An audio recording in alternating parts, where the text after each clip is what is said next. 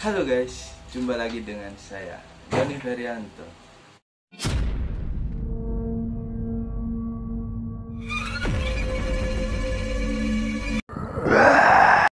Tetap di channel yang sama, yaitu Sembarang.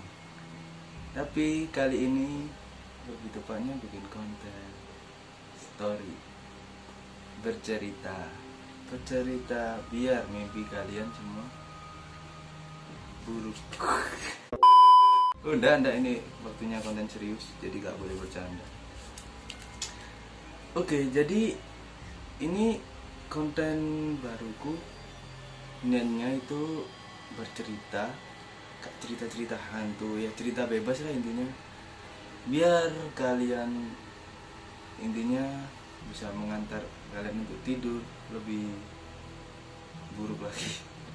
Oke, langsung aja dimulai. Jadi ceritanya ini aku mengambil dari salah satu sumber grup di Line itulah. Judulnya itu adalah Ratapan. Ini real story ya. Jadi ini adalah sebuah kisah tragis yang pernah terjadi di suatu tempat, tepatnya di Ciparai, Jawa Barat. Mana ya? Gak tahu, karena ke Jawa Timur. Jadi kisah ini didapat dari saudara orang yang menceritakan ini, yang memang asli orang sana gitu, orang Ciparai, Jawa Barat itu.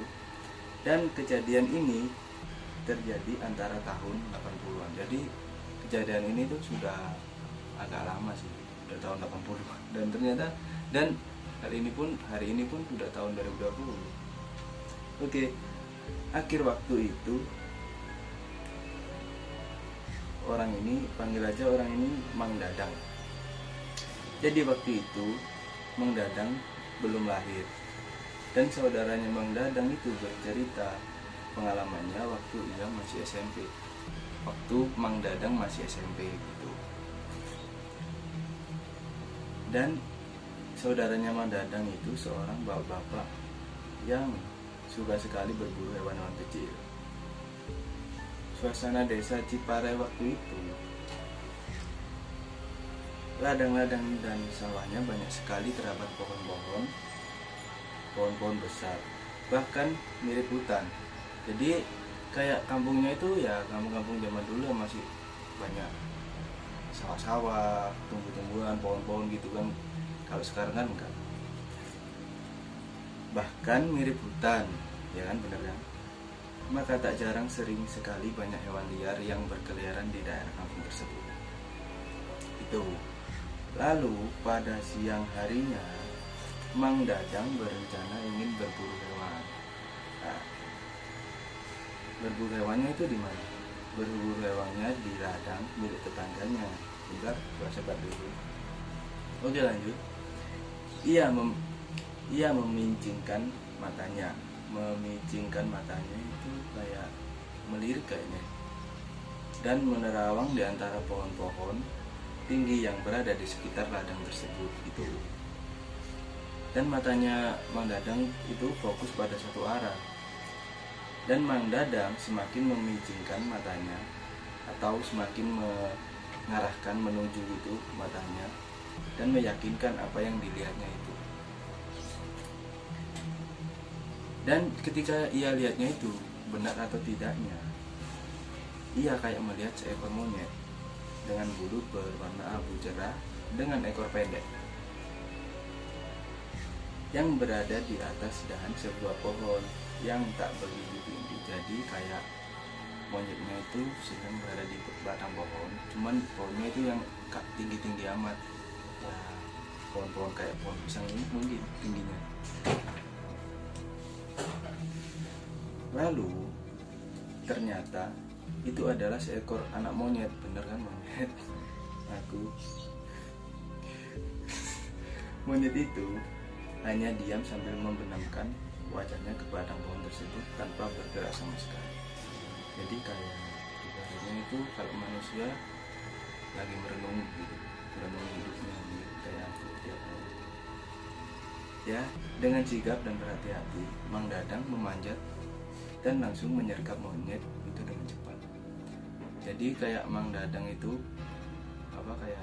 kayak macan gitu, mengendap-endap lalu menangkapnya. Tapi ada hal aneh menurut Mang Dadang. Monyet itu tidak melakukan perlawanan sama sekali, malah seolah pasrah begitu aja. Jadi kayak pasrah, pas mau dipegang itu pasrah aja gitu. Dan singkat ceritanya Mang Dadang itu membawa monyet tersebut pulang. Di depan rumah Mang Dadang kebetulan ada pohon jambu air. Pohonnya rendah karena bukan musimnya. Jadi pohonnya rendah karena bukan musimnya. Jadi belum waktunya untuk meninggi. Mungkin. Pohon itu pun tidak berbuah. Monyet tersebut dirantai pada dahan pohon jambu air itu. Anak-anak sekitar beramai-ramai ingin melihat monyet yang ditangkap Mang Dadang tersebut, termasuk saudaraku yang juga penasaran ingin melihatnya. Jadi kayak monyet tersebut itu diikat pada suatu dahan pohon jambu air tersebut dan jadi tontonan para masyarakat atau anak-anak tersebut. Oke, lanjut. Tidak seperti monyet pada umumnya, jika dikasih makanan, maka dengan lahap dan rakusnya ia akan memakan makanan yang dilempar ke hadapannya. Monyet itu hanya diam sambil menundukkan wajahnya seolah-olah sedang menangis. Jadi monyet tersebut itu ketika dia dikasih makan, dia itu kayak gak mau makan gitu, kayak mogok makan gitu.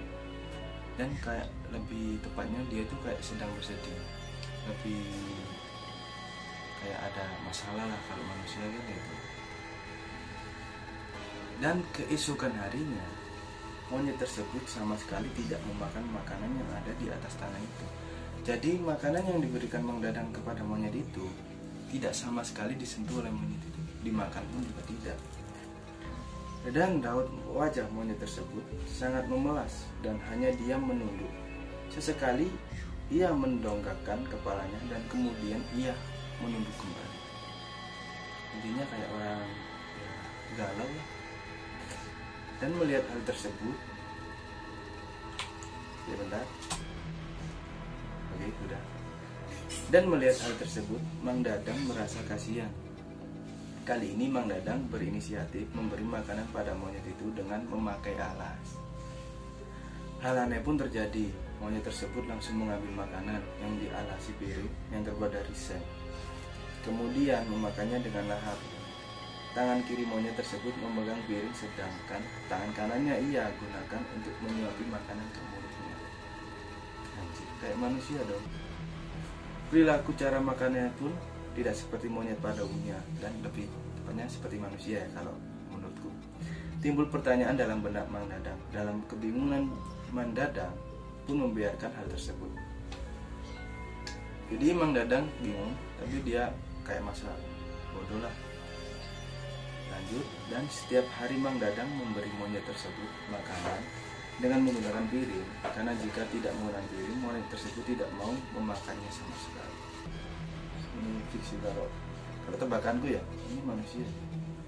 4 hari berlalu, raut muka si monyet selalu menunjukkan ekspresi sedih. Tak jarang si monyet meneteskan air mata layaknya orang menangis. Anjing, merinding dong. Merinding. Simpan ya. Malam bos, kayak gini. Oke. Dan keesokan harinya tubuh si monyet melemas. Ia hanya terbaring di atas papan yang dibuatkan oleh Mang Dadang di bawah pohon jambu untuk tempat duduk dan tiduran si monyet. Ketika dia diberi makan pun, si monyet tidak menyentuhnya sama sekali. Hanya tetesan air mata yang terus mengalir dari wajah si monyet. Jadi monyet itu pada hari keesokannya dia itu kayak lemas, kayak gimana ya, kayak lagi sedang sakit gitu. Dan ketika diberi makanan lagi dia gak makan lagi dan malah dia itu menangis. Intinya kalah. Oke. Dan 3 hari telah berlalu, tubuh si monyet semakin lemas. Si monyet terbaring tidak berdaya, yang terlihat hanya napas perlahan dan sesekali suara lemah, serta air mata yang menetes terus dari wajah si monyet. Jadi monyet tersebut pas 3 hari berlalu, monyet tersebut itu badannya semakin melemah dan melemas, kayak semakin sakit dan sakit gitu.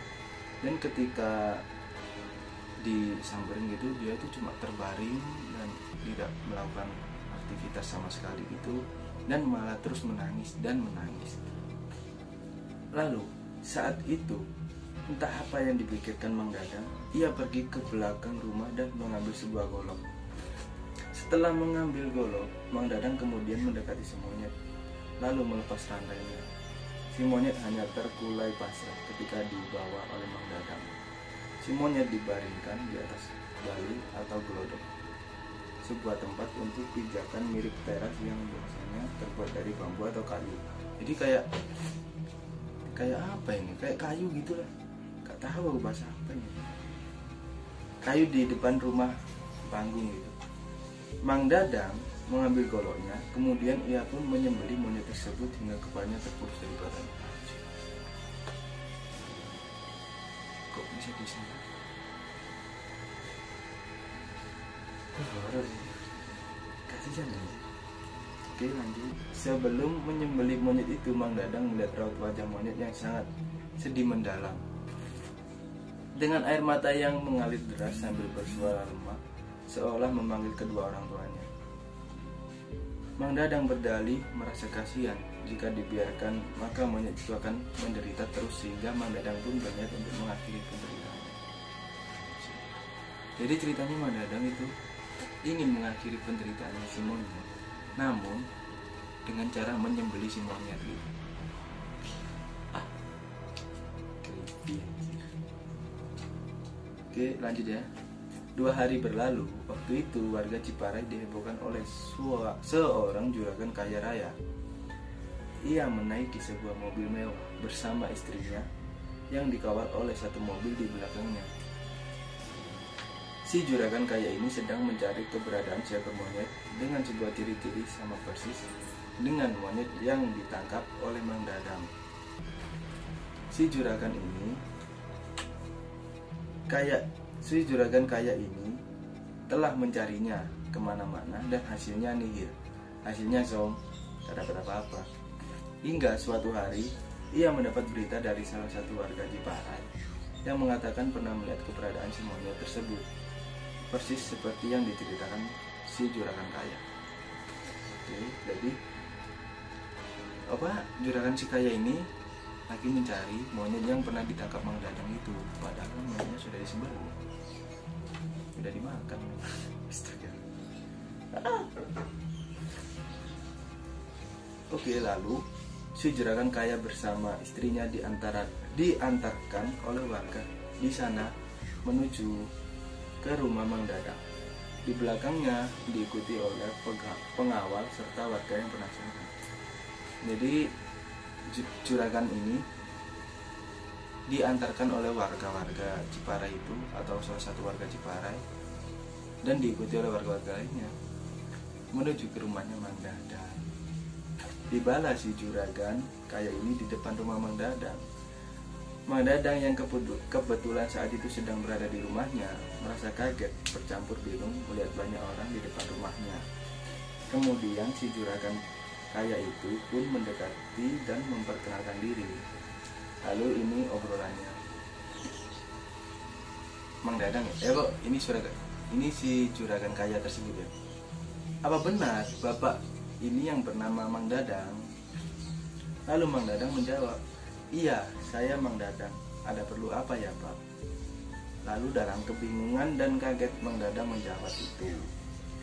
Dalam pertanyaannya si juragan menceritakan bahwa ia mencari monyet dengan ciri-ciri yang persis ditemukan oleh Mang Dadang. Bahkan juragan kaya tersebut akan memberinya imbalan serupa hadiah uang yang sangat banyak jika ia benar telah menangkap dan mengembalikan si monyet pada juragan tersebut. Jadi intinya kayak juragan ini bakal mengasih imbalan kepada Mang Dadang jika mengasihkan monyet tersebut kepada juragan tersebut. Padahal kan sudah disembelih. Seketika Mang Dadang sontak terdiam. Mulutnya seolah tersekat. Ia tidak dapat berkata apa-apa. Dengan perlahan Mang Dadang mencoba menjelaskan panjang lebar. Benar bahwa ia telah menangkap seekor monyet dengan ciri-ciri yang sama persis yang dicari oleh juragan kaya tersebut. Tapi 2 hari yang lalu ia telah menyembelihnya dan menguburkannya di belakang rumahnya. Langsung mendengar hal itu, sontak istri si juragan menjerit dan menangis histeris serta hampir pingsan. Raut wajah si juragan hanya diam membisu. Untuk sesaat ia tidak berkata apa-apa. Jadi kayak istrinya juragan tersebut mendengar kata-kata si Mang Dadang bahwa Mang Dadang telah menyembelih monyet tersebut. Istrinya langsung shock dan menjerit histeris gitulah. Lalu Mang Dadang menunjukkan kuburan si monyet kepada juragan dan istrinya yang terus menangis histeris. Digalinya kuburan monyet itu oleh Mang Dadang. Pemandangan menakutkan sekaligus menyedihkan terpampang jelas di hadapan semua orang yang melihat, membuat semua orang menahan napas dan mengucapkan istighfar. Bukannya jasad monyet yang berada di kuburan tersebut, melainkan jasad seorang remaja perempuan yang masih memakai seragam SMA dengan kepala yang terputus dari badannya. Anjir, creepy dong. Sumpah, kalau dibayang-bayang kasihan juga. Ini kok bisa jadi begini? Lalu, seketika istri juragan tersebut menjerit histeris sambil memanggil sebuah nama. Mungkin itu nama perempuan remaja itu. Dan tak lama kemudian ambruk pingsan atau jatuh pingsan di dekat kuburan tersebut. Lalu singkat cerita, para pengawal juragan langsung membawa jasad remaja perempuan tersebut dan segera meninggalkan desa Ciparai. Juga tidak lupa balai atau kayak gedebok tadi itu, bekas menyembelih yang masih ada bekas darahnya pun digergaji untuk sekalian dibawa pulang oleh si juragan. Kejadian itu telah berlalu. Kejadian tersebut menjadi pembicaraan hangat yang sangat diangkat dikala sedang berkumpul. Bahkan tak jarang sambil guyon, banyak warga yang berkata pada Bang Dadang kalau nasibnya tidak beruntung. Coba kalau ia tidak menyembelih monyet tersebut, mungkin ia akan menjadi orang kaya. Iya sih memang, kan dikasih imbalannya sangat banyak tadi. Bang Dadang hanya tersenyum menanggapinya sambil menimpalinya.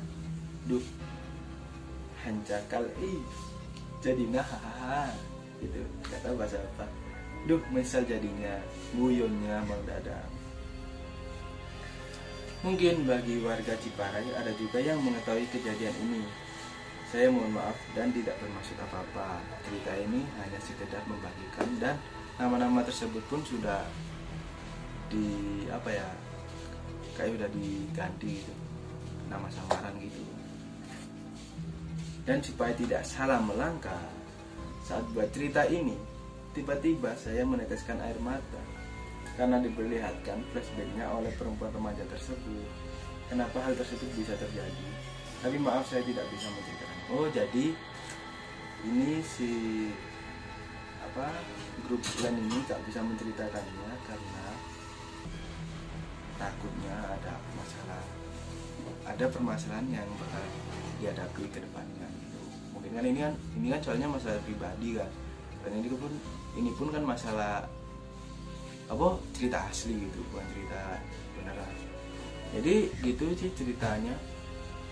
Kayak Mang Dadang menemukan si monyet dan niatnya Mang Dadang pun baik, ingin mengakhiri kesedihan atau penderitaan si monyet tersebut dengan menyembelih, meskipun menyembelih mengakhiri ya itu.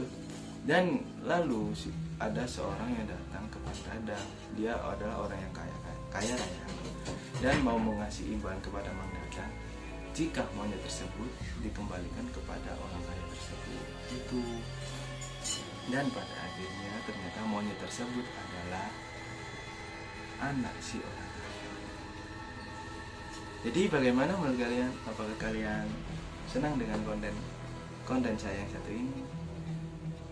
senang dengan diceritain kayak gini, dan apa kalian tenang untuk tidur kali ini? Oke, jika kalian suka, bisa kalian tekan tombol like dan subscribe. Kalau bisa kalian share ke teman-teman kalian, agar semua bisa mimpi buruk bersama-sama. Oke, terima kasih. Assalamualaikum.